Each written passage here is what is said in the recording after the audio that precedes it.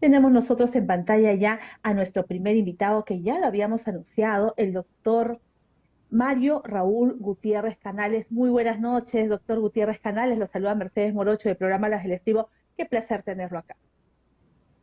Muy buenas noches, Mercedes, gracias por la invitación. Solo quería confirmar que se me escucha bien. Perfecto, doctor, lo escuchamos muy bien. El doctor Mario Gracias. Raúl Gutiérrez Canales es doctor en Derecho y Ciencia Política y vamos a preguntarle, doctor, porque queremos saber sobre esta denuncia constitucional contra el actual presidente Pedro Castillo. ¿En qué basa esta denuncia? ¿En qué se basaría esta denuncia? ¿Y cuáles son los pormenores para poder entender? Gracias. Sí, se ha presentado una denuncia constitucional por parte de un excongresista de la República con la finalidad de que se acuse constitucionalmente al presidente de la República y también al primer ministro, eh, porque ellos estarían incumpliendo la norma vigente en relación a transparentar los actos de gobierno, en tanto no están despachando desde la sede institucional de la Presidencia de la República, que es Palacio de Gobierno, ¿no? Entonces, esta denuncia constitucional que se ha interpuesto, pues tendrá que ser merituada en su oportunidad por el Tribunal Constitucional, perdón, por el Congreso de la República en la Comisión de Acusaciones Constitucionales. Sin embargo, yo advierto que puede haber algún tipo de incompatibilidad con la naturaleza de este tipo de denuncias, ¿no? Porque es verdad, una denuncia constitucional se puede presentar contra los altos funcionarios públicos, sí, contra el presidente de la República también, pero existe en el caso particular del presidente de la República una limitación que la da la propia Constitución cuando establece que el presidente de la República, durante el ejercicio de la función, como es el caso del señor Castillo, solamente puede ser acusado por actos expresamente definidos por la norma, que tienen que ver con hechos como, por ejemplo, disolver el Congreso de manera indebida, no permitir el desarrollo de las elecciones, ya sea las generales, las municipales, impedir también que el Congreso se reúna. Es decir, en buena cuenta, ninguno de estos supuestos se ha producido en los hechos que se relatan en esta denuncia constitucional. Yo puedo estar de acuerdo en que efectivamente estos actos que está o que hizo el presidente de la República, porque tengo entendido que a partir de la fecha ya está despachando desde el Palacio de Gobierno, que hizo como juramentar a sus ministros, reunirse también con algunas personas de su partido, también de las personas que hoy son ministros de Estado, en la casa que él creo que alquila o se la han cedido en Breña, también desde el Centro de Convenciones de San Borja.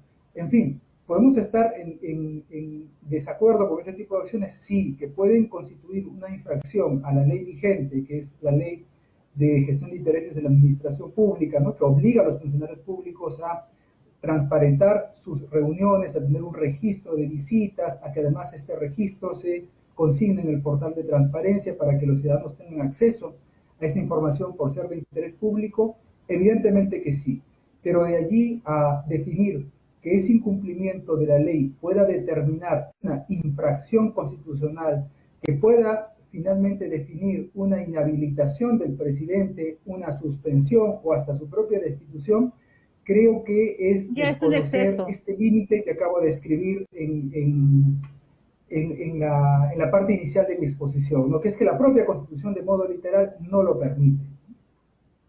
Doctor, ¿y usted cree que con este afán quizás digamos, de cierto sector, em, de exagerar, pues, ¿no? Porque hay temas, como usted dice, puede ser quizás una infracción, no es una infracción, pero no llega a ser o no debe estar, no está enmarcado como para que pueda proceder una denuncia constitucional contra un primer mandatario, porque si no, imagínese qué endeble podría ser el sistema como para ir vacando presidentes. Entonces, un presidente tendría, en cualquier momento podría ser vacado, ¿no? Ya pasó con el presidente Vizcarra, bien vacado, dicho se pasó, según mi humilde opinión, por el tema de las vacunas, y creo que ya todo el Perú está de acuerdo con eso. Creo que muy poca gente piensa que no fue así. Pero en fin, pero todos los presidentes pues no pueden irse vacando porque O sea, hay que buscar la forma, en todo caso, o que esté dentro enmarcado legalmente, pero este no sería el caso. Sobre todo Sí, que ya gracias ahora, por sí. sí, sí, dígame. Sí, gracias por la pregunta, estimada Mercedes, porque eso me permite hacer una diferenciación, ¿no? Efectivamente, tú me preguntabas inicialmente por esta denuncia constitucional que se ha presentado contra el presidente Castillo, ¿no? Eso es lo que conocemos en el ámbito parlamentario como un juicio político, ¿no? Es decir, que el Congreso directamente va a decidir si efectivamente lo suspende, lo destituye o lo inhabilita. Eso es una acusación constitucional, ¿no? Pero además, como bien acabas de referir, no solo en estos días hemos visto un suceso como este, la presentación de una acusación, sino además hay una congresista que el día de ayer anunció que ella va a promover una moción de vacancia contra el presidente de la República, ¿no? Que es otro procedimiento parlamentario dentro del Congreso.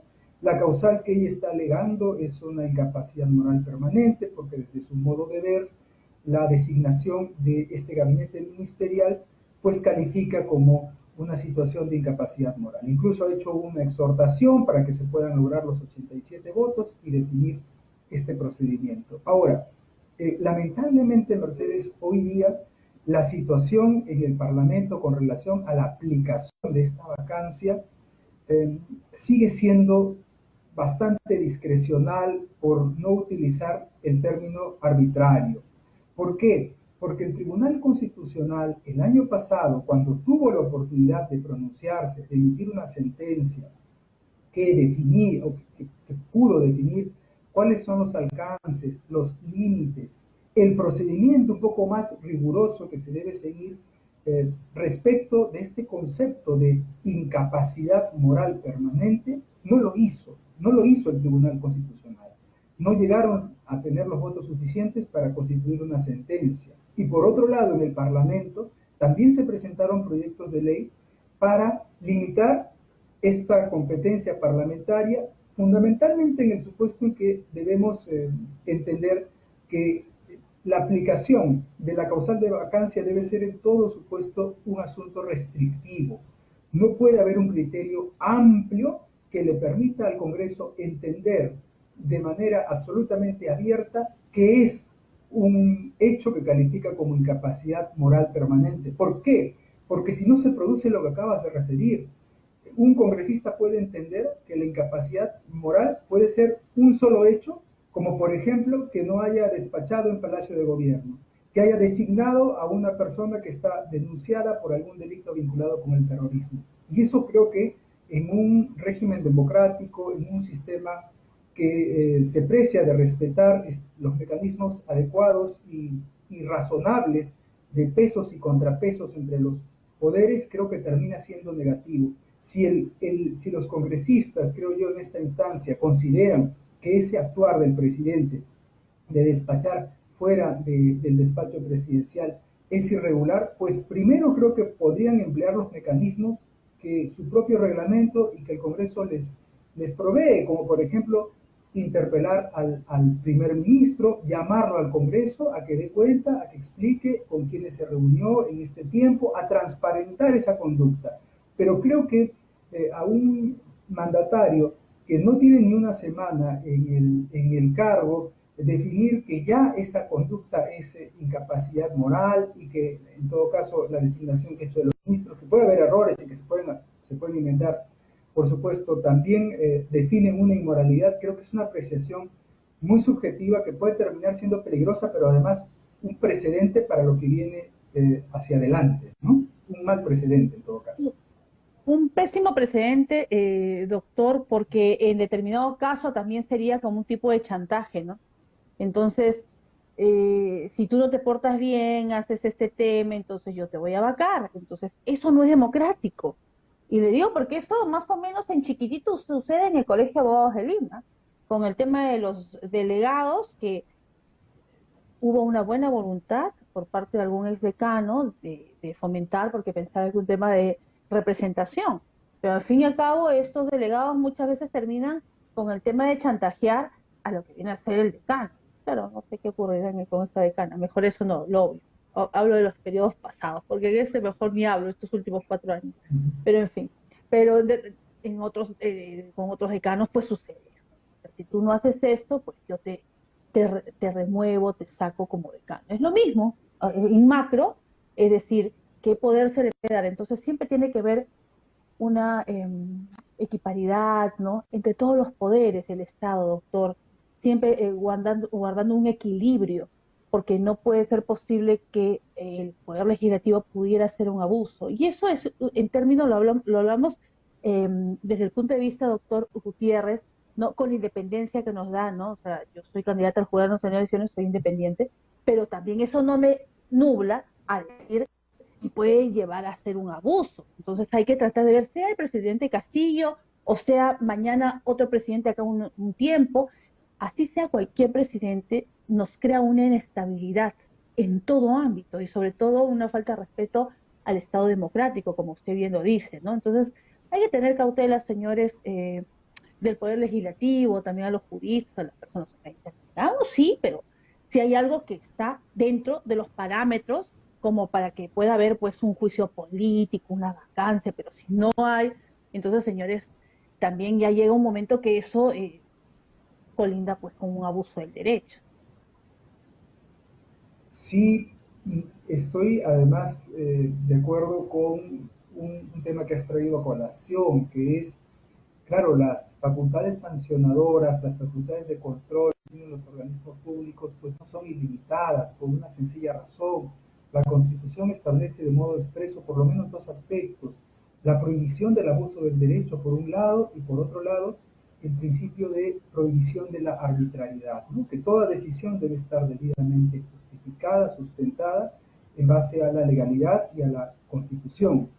En ese sentido, cuando el Parlamento tiene una congresista como la que acabo de mencionar, que anuncia una promoción de una vacancia, pero a la vez cuando se le pregunta, ¿y por qué no optan finalmente por no darle la confianza a este gabinete si usted considera que los ministros que se han designado no son idóneos? Ella responde y manifiesta que no, porque tenemos el antecedente de Vizcarra y eso en buena cuenta no es conveniente para el Parlamento. Ese tipo de cálculo, desde mi modo de ver, desde mi interpretación, ha sido bien resumido con lo que acabas de manifestar. Es un chantaje.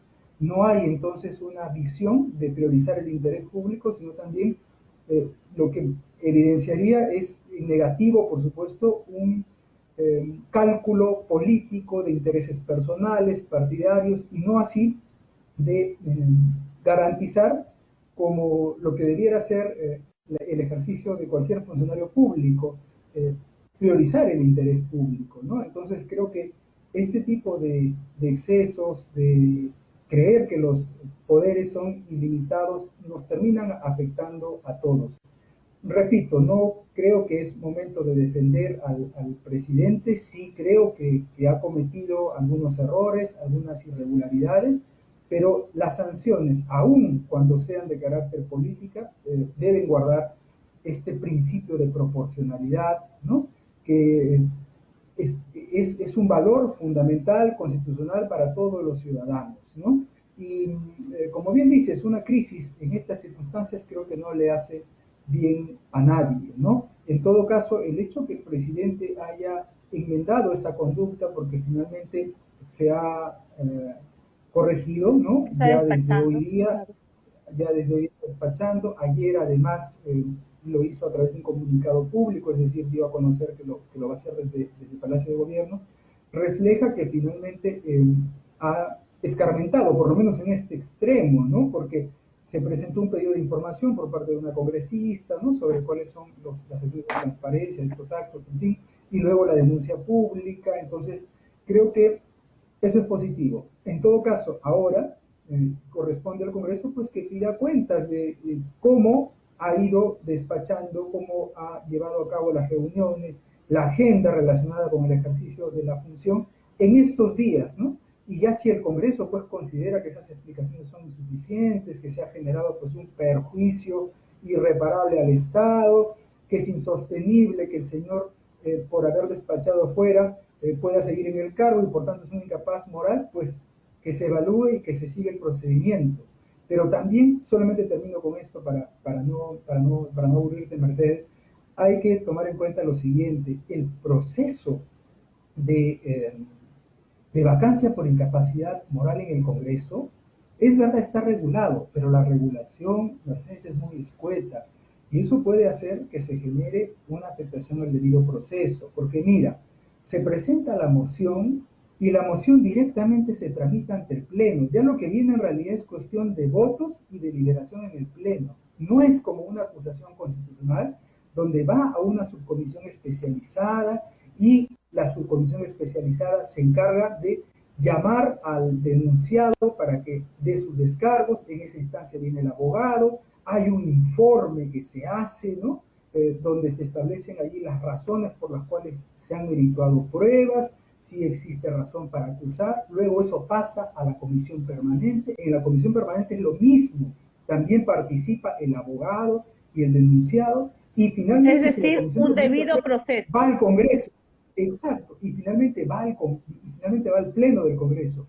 En cambio, en un periodo de vacancia no, se presenta la moción y esa moción por votos va al Pleno y en el Pleno se decide. No tenemos un informe que haya valorado esa denuncia ni nada por el estilo, es solamente un debate donde se vota en el Pleno directamente y ya se hace la resolución para que se publique en el peruano, pese a que los efectos de esa sanción son gravísimos, ¿no? No solo En recuerda que se el estaría... pleno se encarga Uh-huh. de guillotinar al presidente y no es así, porque no estamos en y esas épocas, señor. Es decir, bien lo está indicando el doctor Gutiérrez Canales, tiene que haber un debido proceso, porque estamos en un estado democrático, porque tenemos una constitución que pueda tener algunas personas que debatan si es la constitución o no. Al fin y al cabo ya tiene más de 30 años esa constitución, entonces si nos hemos regido tantos gobiernos, por algo debe ser, ¿no? Esa es la que Sí, prima. Entonces, respetemos el Estado constitucional, porque si tanto hablamos de que quieren petardear la democracia, entonces los mismos demócratas no podemos petardear justamente la democracia con estas denuncias que en este instante le hacen mucho daño a nuestro país, sobre todo a la estabilidad, doctor Gutiérrez Canales, de todo el país. Estamos en una pandemia incontrolable, mucha gente está desempleada, hay aparentemente 200.000 fallecidos, que deben ser mucho más, si comenzamos a cruzar las cifras. ¿Quién no tiene un fallecido en la familia? Entonces, el Perú está de luto. Hemos recibido un bicentenario con un luto de miles y miles de familias, de huérfanos, de personas, y lo repetimos a diario en este programa.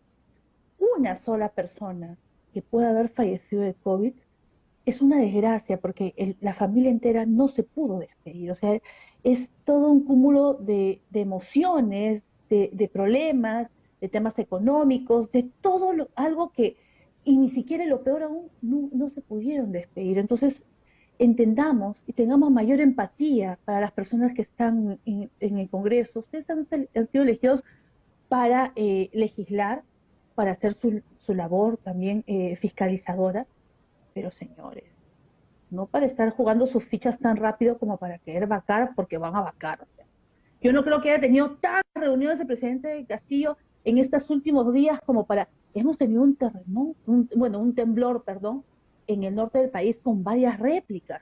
Hemos visto que dejó la parada militar porque lógicamente tenía que ir a ver, sin defenderlo, pero eso es un tema urgente.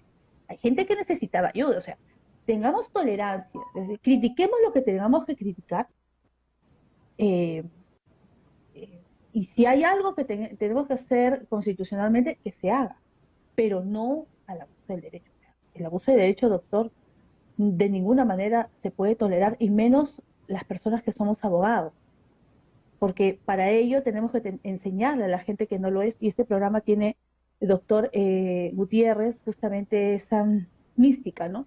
De enseñarle a la persona que nos escucha, porque no necesariamente son abogados, de enseñarles, porque se tiene que respetar la Constitución. Si tanto se habla de la Constitución, respetemos los procedimientos. es cierto, y además este deber de no abusar del derecho, ¿no? No solo le corresponde a los ciudadanos, sino también con mayor razón a las autoridades. Las autoridades son las que más bien deben dar el ejemplo del cumplimiento de las leyes y de la Constitución. Y a propósito de lo que mencionabas, me parece que es el tema de fondo, que es el tema que nos debiera concitar la mayor atención y sobre todo a nuestros representantes, que son los asuntos urgentes del país. La verdad es que hasta antes de esta elección creo que los peruanos estábamos no solo cansados, sino estresados de vacancias, de pedidos de disolución del Congreso, de enfrentamientos permanentes entre los poderes del Estado, pero sobre todo inútiles.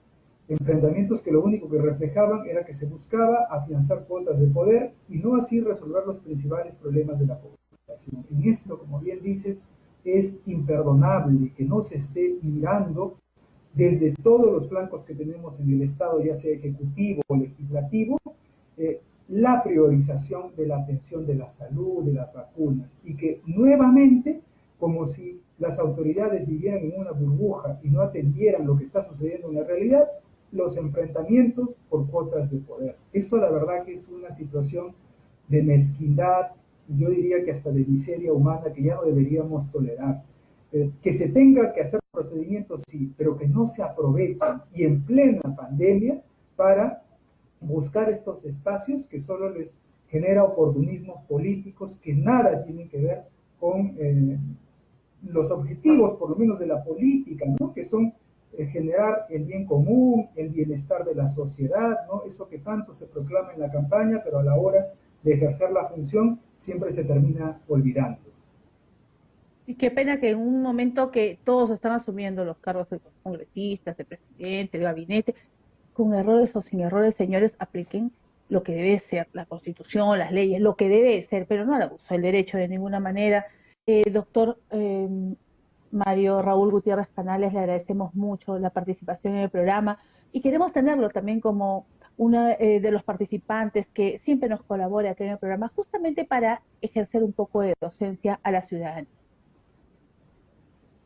No, Mercedes, al contrario, gracias a ti por la invitación y siempre mi reconocimiento a esta labor que vienes haciendo desde esta tribuna. Yo creo que si hubieran más personas con ese perfil tuyo que están preocupados, ¿no?, por generar un aporte, seríamos una mejor sociedad. Cuando gustes, yo con la mejor disposición. Muchas gracias y buenas noches.